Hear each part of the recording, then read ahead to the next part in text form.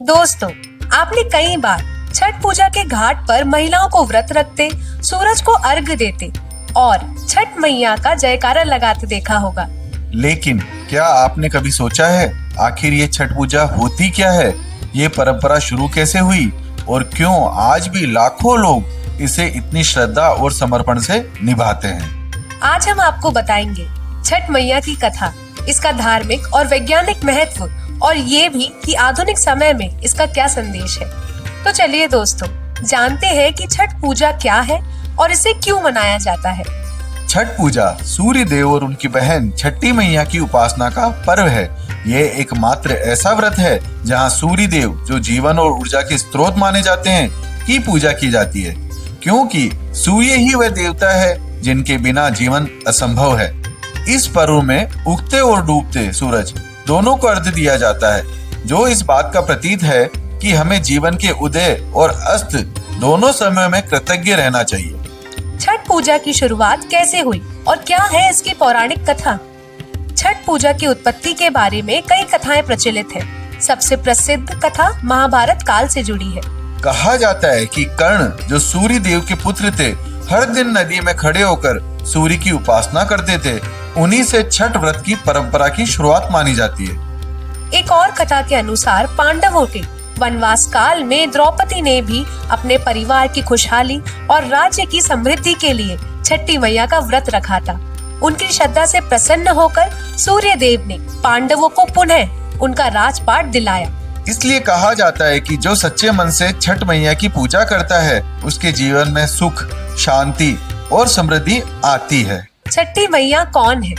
छठी मैया को उषा देवी कहा जाता है, जो सूर्य देव की बहन मानी जाती है। उषा का अर्थ होता है प्रभात या भोर की देवी, जो जीवन में नई शुरुआत और उजाला लेकर आती है। लोक मान्यता के अनुसार छठी मैया बच्चों की रक्षक देवी है। गाँव में आज भी कहा जाता है, छठी मैया सब दुख हर लेती है और अपनी संतान को सुख देती है। छठ पूजा 4 दिन क्यों मनाई जाती है? हालांकि लोग इसे 3 दिन का पर्व कहते हैं, लेकिन असल में यह 4 दिनों तक चलने वाला व्रत है। आइए जानते हैं इसके 4 चरण। पहला दिन नहाए खाए।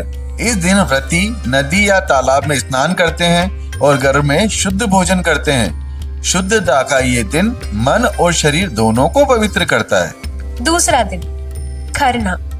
इस दिन पूरे दिन निर्जला व्रत रखा जाता है। शाम को गुड़ और चावल की खीर, रोटी और केले का प्रसाद बनाकर चांद को अर्घ्य दिया जाता है। इसके बाद ही असली व्रत शुरू होता है। तीसरा दिन संध्या अर्घ्य।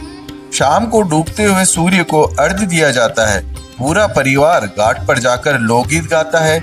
कांच ही बास के बहिंगिया, बहेंगी लचकत जाए। चौथा दिन उषा अर्घ्य। सुबह उगते हुए सूरज को अर्घ्य देने के बाद व्रत का समापन होता है। फिर व्रती प्रसाद ग्रहण करते हैं, जिसे परण कहा जाता है। छठ पूजा का वैज्ञानिक और सामाजिक महत्व। इस पर्व के पीछे आस्था ही नहीं बल्कि गहरा वैज्ञानिक कारण भी है।